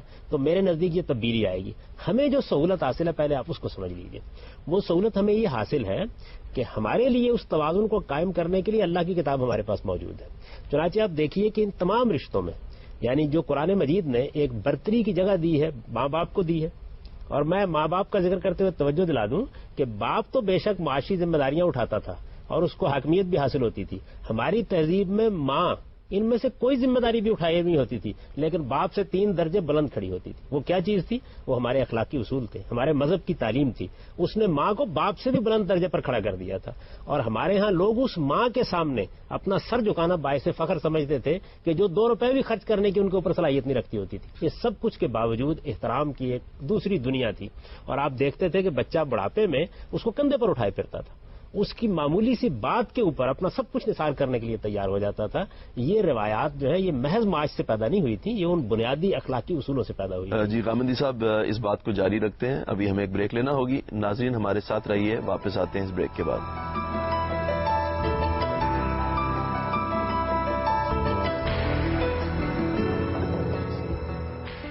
Welcome back. جی غامدی صاحب، آپ فرما رہے تھے تو ان میں کچھ تبدیلی آئے گی، کچھ تغیر آئے گا، لیکن قرآن مجید نے کیا کیا ہے؟ آپ نے تادیب کے اختیار کو خاص طور پر بیان کیا ہے، کیونکہ میرے نزدیک تادیب کا اختیار، اور ٹھیک بیان کیا ہے، تادیب کا اختیار یعنی کسی وقت گوشمالی کر دی جائے، کچھ ڈانٹ دیا جائے، ہو سکتا ہے کسی موقع پر ایک تھپڑ مار دیا جائے۔ قرآن مجید نے بتایا کہ یہ عام حالات میں نہیں ہے، یہ صرف نشوز کی حالت میں ہے۔ نشوز کس چیز کو کہتے ہیں؟ یہ بڑی خوبصورت قانون سازی ہے اور ایک بالکل بنیاد ہے جس کو بنیاد کر دیا گیا ہے۔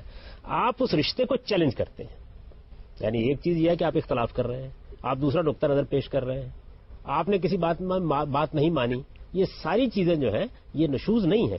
نشوز یہ ہے کہ آپ نے اس بنیادی رشتے کو چیلنج کر دیا. اولاد نے ماں باپ کو ماں باپ ماننے سے انکار کر دیا ہے اور ان کے زیر سایہ زندگی بسر کر رہے ہیں. یعنی نظم قائم ہے، ادارہ موجود ہے جس ادارے کا سربراہ ان کو بنایا گیا ہے، اور پھر اس کو چیلنج کر دیا ہے. اصل میں یہ جگہ ہے جس کے بعد وہ حد شروع ہوتی ہے جہاں آپ تعدیب کر سکتے ہیں. وہاں پھر ظاہر دو ہی چیزیں ہوتی ہیں، یا آپ اس تعلق کو توڑ دیتے ہیں اور یا پھر کچھ تعدیب کر کے اس کو سنبھالنے کی کوشش کرتے ہیں. یعنی ماں باپ اس موقع کے اوپر دو ہی کام کر سکتے ہیں، یا تو اولاد سے کہیں گے کہ اپنا بستر بوریا اٹھائیے اور چلے جائیے، اور یا پھر کچھ تعدیب ہوگی، تنبیہ ہوگی، اور ان کو گویا زندگی کا کچھ سبق سکھانے کی کوشش کی جائے گی. تو یہ چیز جو ہے اس کو بیان کر دیا گیا ہے. تعدیب کا مطلب تشدد نہیں ہوتا، یہ بات سمجھ لیجئے. تعدیب ہوتی ہے. تعدیب کا مطلب ہے شفقت کے ساتھ، محبت کے ساتھ آپ ادب سکھانے کے لیے بچے کی گوشماری کر رہے ہوتے ہیں، جیسے استاد کیا کرتا تھا. تو اس میں کوئی شک نہیں کہ ہمارے یہاں تعدیب کا یہ اختیار دیا گیا ہے، لیکن تمام برتر رشتوں میں یہ اختیار نشوز کے بعد دیا گیا ہے، یعنی سرکشی کے بعد دیا گیا ہے. جس وقت استاد کے سامنے طالب علم کھڑا ہو گیا ہے، اس نے سبق یاد نہیں کیا، آپ ہاتھ نہیں اٹھا سکتے. آپ اس کو تعدیب اس وقت کریں گے، اس موقع کے اوپر اس کو سزا دینے کا آپ اختیار رکھتے ہیں جب اس نے آپ کو استاد ماننے سے انکار کر دیا ہے. میرے خیال کے مطابق یہی وہ توازن ہے جو اللہ کی کتاب نے پیدا کر دیا ہے.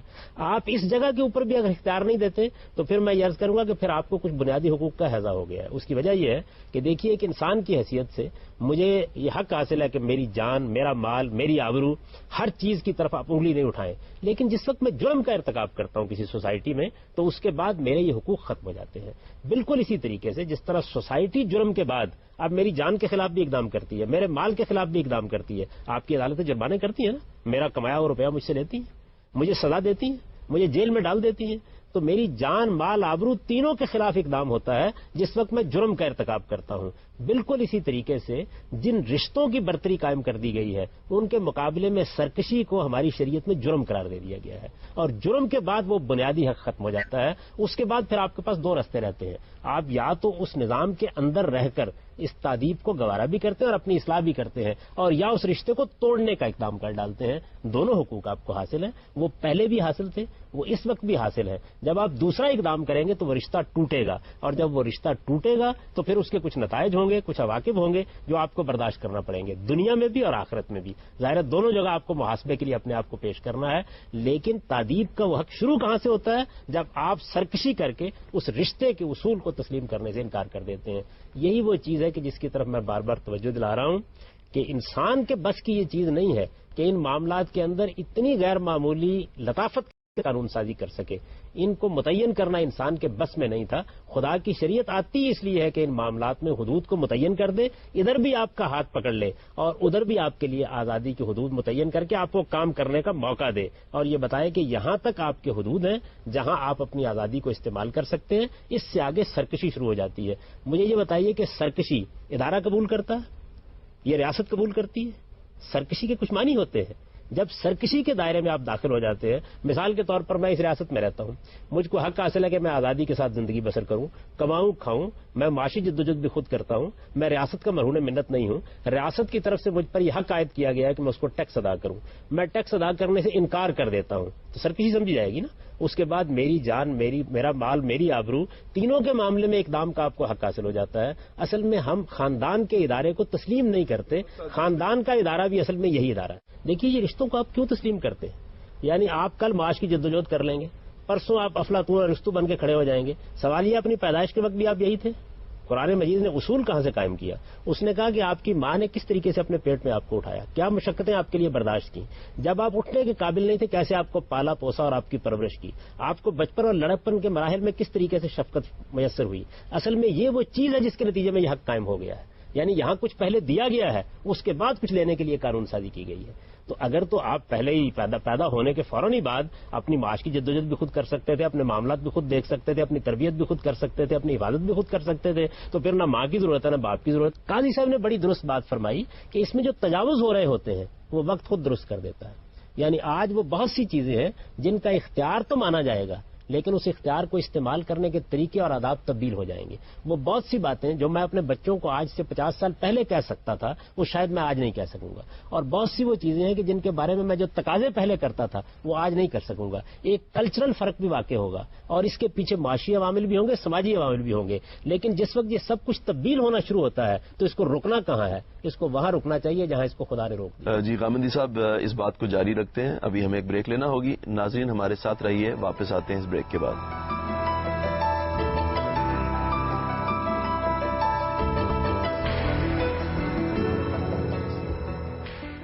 سوال آپ سے یہ ہے کہ یہ فیصلہ کون کرے گا کہ کہاں پر اس قسم کی تادیب, اگر اس کی ان تمام شرائط کے ساتھ اطلاق کی نوبت آ جاتی ہے, کہاں پر یہ تادیب تشدد بن گئی, اس کا فیصلہ کون کرے گا اور کس اصول پر کرے گا؟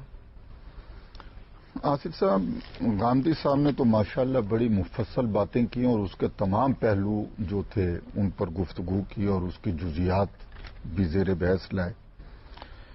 میں یہ سمجھتا ہوں کہ اس کے ساتھ ساتھ ایک کام یہ ہوا ہے کہ شعوری ارتقاء جو ہے وہ بہت بڑھ چکا ہے, اور شعوری ارتقاء ایک ایسا مسلم اصول ہے کہ جس کے بنیاد پر ہی ہم ختم نبوت کا جو ہے وہ اعلان کرتے ہیں کہ اب اس ادارہ نبوت کی ضرورت اس لیے نہیں رہی کہ انسان جو ہے وہ فکری طور پر, شعوری طور پر جو ہے وہ بالغ ہو گیا اور میچور ہو گیا. تو یہ بات درست ہے کہ تادیب تو ختم نہیں ہوئی, لیکن تادیب کے جتنے بھی طریقے تھے جو ہمارے ہاں چلے آ رہے تھے, میں یہ سمجھتا ہوں کہ وہ مکمل طور پر ختم ہو گئے.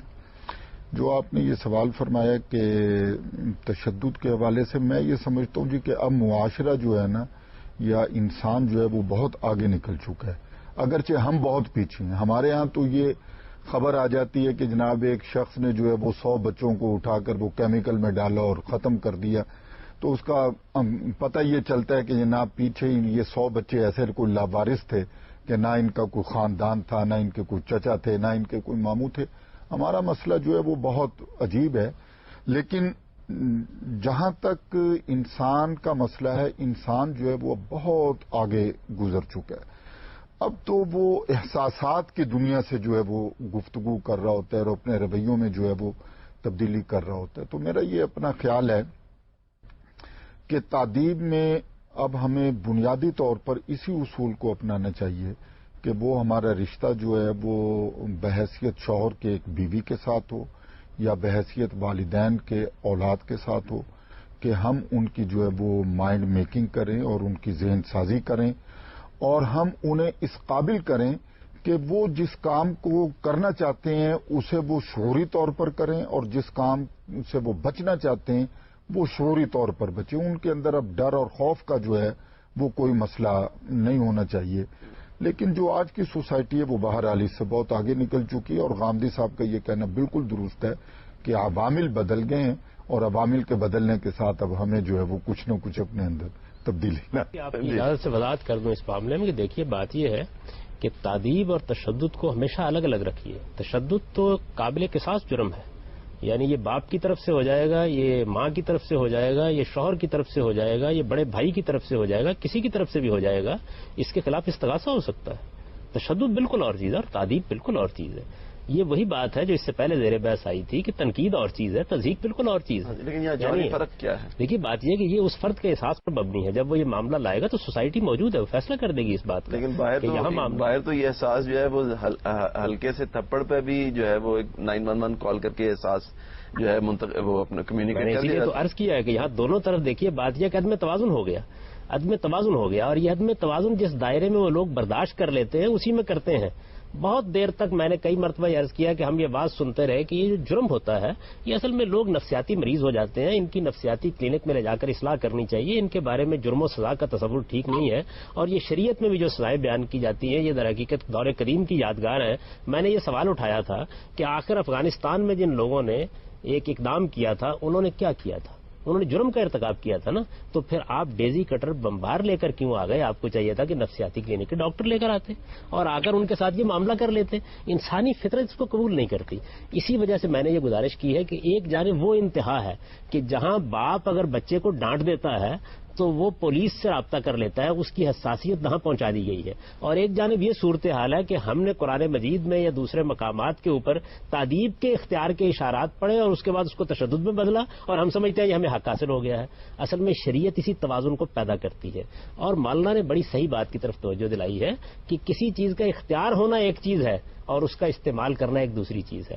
اختیار اصل میں آپ کو احساس دیتا ہے مرتبے کا اور اس کو قائم رہنا چاہیے، اس لیے کہ جب وہ ختم ہو جاتا ہے تو اس کے بعد اصل میں مرتبہ ختم ہو جاتا ہے. اور ہماری بحث حفظ مراتب سے شروع ہوئی تھی. حفظ مراتب کا اصول جیسے ہی مجروح ہوگا سوسائٹی درم برم ہونا شروع ہو جائے گی. اختیار کو استعمال کیسے کرنا ہے، قدیم زمانے کا حکمران دیکھیے کیسے کرتا تھا اور موجودہ زمانے کا حکمران کیسے کرتا ہے. یہ اختیارات کی تقسیم ہی تو ہے جس کے تحت آپ ایک حکومت کے اندر ایک عدلیہ کا ادارہ وجود میں لاتے ہیں، ایک اسمبلی کا ادارہ وجود میں لاتے ہیں. بالکل اسی طرح سے خاندان کے ادارے میں بھی اپلیکیشن اور اطلاق میں بہت سی تبدیلیاں ہوں گی. ہمیں اپنے اندر بہت سی تبدیلیاں پیدا کرنی ہوں گی، باپ کی حیثیت سے بھی شوہر کی حیثیت سے بھی. دیکھنا ہوگا کہ معاشی صورتحال کیا ہے، دیکھنا ہوگا تمدنی حالات کیا ہے، دیکھنا ہوگا مخاطب کی نفسیات کیا ہے. اور اس میں ہو سکتا ہے کہ ان اختیارات کے استعمال کے معاملے میں ہم اور بھی زیادہ محتاط ہو جائے، سوسائٹی بھی محتاط کر دے، قانون بھی محتاط کر دے. لیکن یہ بات کہ باپ باپ ہے اس کو قائم رہنا چاہیے اور ماں ماں ہے اس کو قائم رہنا چاہیے. اور ماں کے ڈانٹ دینے کے نتیجے میں کم سے کم ایک مسلمان بچے کے لیے اس کی گنجائش اس کی اخلاقی وجود میں نہیں ہونی چاہیے. قانون آپ جو جی چاہے بنائیں، اس کے اخلاقی وجود میں نہیں ہونی چاہیے کہ وہ اس کے خلاف سراپا احتجاج ہو جائے. ہاں البتہ جب یہ چیز تشدد میں بدلتی ہے تو ہمارے قانون کے مطابق تو یہ قصاص کا مسئلہ بن جاتا ہے. اور وہاں ہمارا پیغمبر بھی کھڑا ہو کر یہ کہتا ہے کہ دیکھو اگر میں نے کوئی زیادتی کر دی ہے تو یہ تمہارے پاس چھڑی موجود ہے، تم مجھ سے قصاص لے. جی غامدی صاحب اس بات کو جاری رکھتے ہیں، ابھی ہمیں ایک بریک لینا ہوگی. ناظرین ہمارے ساتھ رہیے، واپس آتے ہیں اس بریک کے بعد.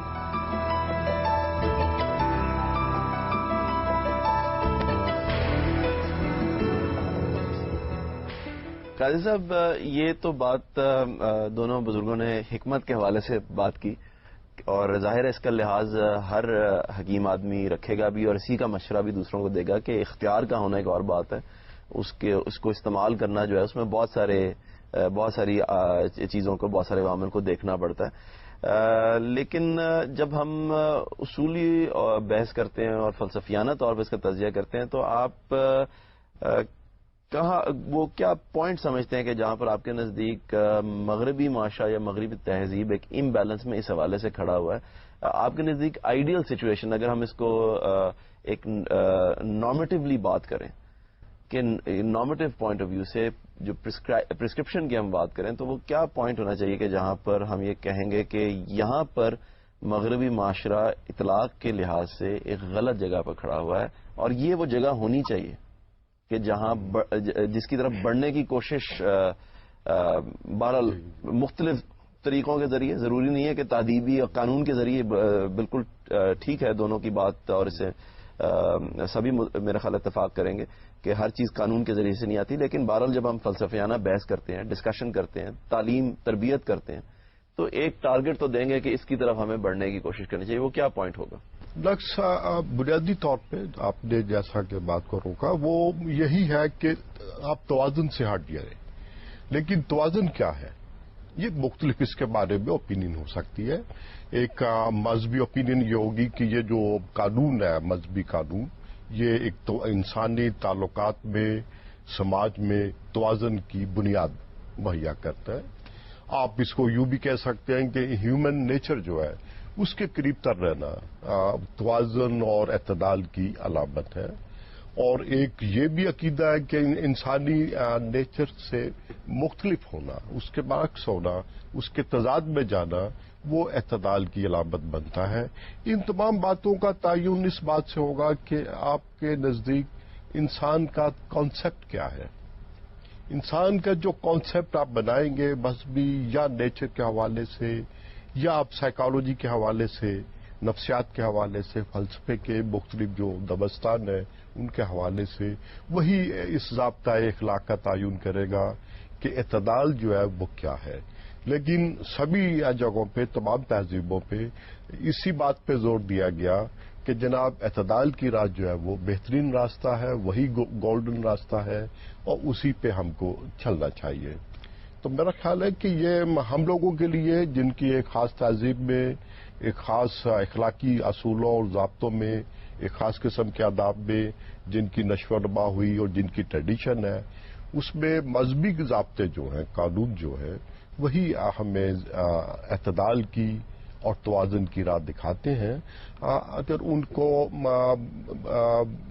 کسی خاص مقصد کے حصول کے لیے استعمال نہ کیا جا رہا ہو، بلکہ جیسا کہ اس دین کی تعلیم ہے اس کی بنیادی روح کو سامنے رکھ کے ان کو انٹرپریٹ کیا جاتا ہو، تو وہ اعتدال کی راہ ہی دکھائیں گے۔ وہ انسان کے اندر بھی، باطن میں بھی اور سماج میں بھی، یعنی اس سے باہر سوسائٹی میں بھی ایک توازن اور ایک اعتدال جو ہے وہ پیدا کرتا ہے۔ غامدی صاحب، اگر یہی سوال میں آپ سے کروں تو اس میں آپ کیا جواب فرمائیں گے؟ میں اس میں ایک بنیادی چیز کی طرف آپ کو توجہ دلاؤں گا، اور وہ یہ کہ جب بار بار ہم نے یہ توازن کا لفظ استعمال کیا ہے، اور اس میں قاضی صاحب نے بڑی صحیح بات کہی کہ توازن کا طے کرنے کا طریقہ کیا ہوگا۔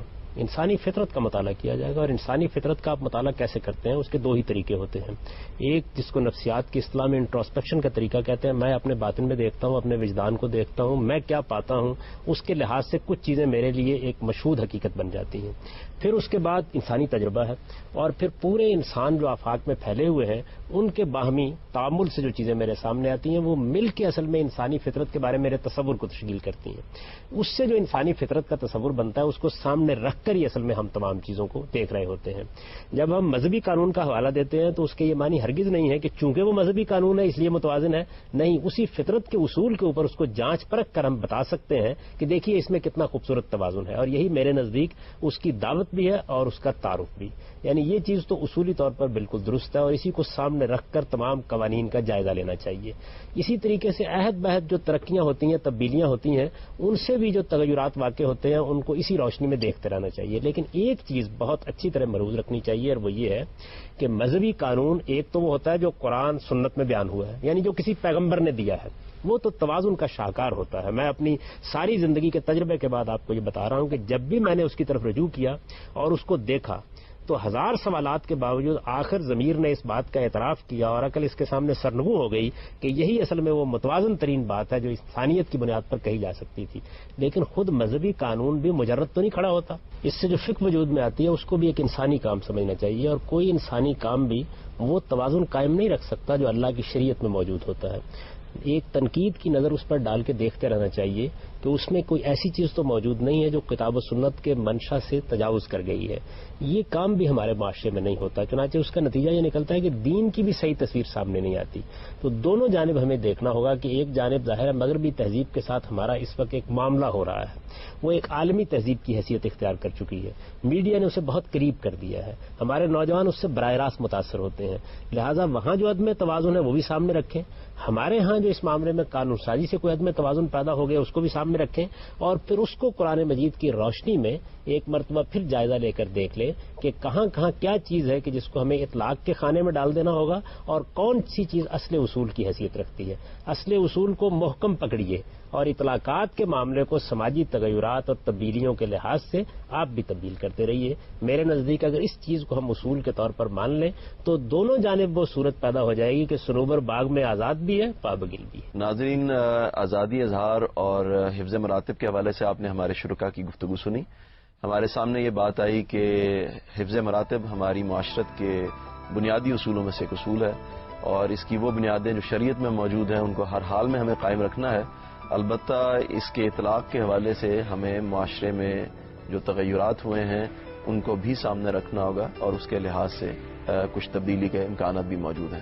اگلے پروگرام تک کے لیے اجازت چاہتا ہوں۔ اللہ حافظ۔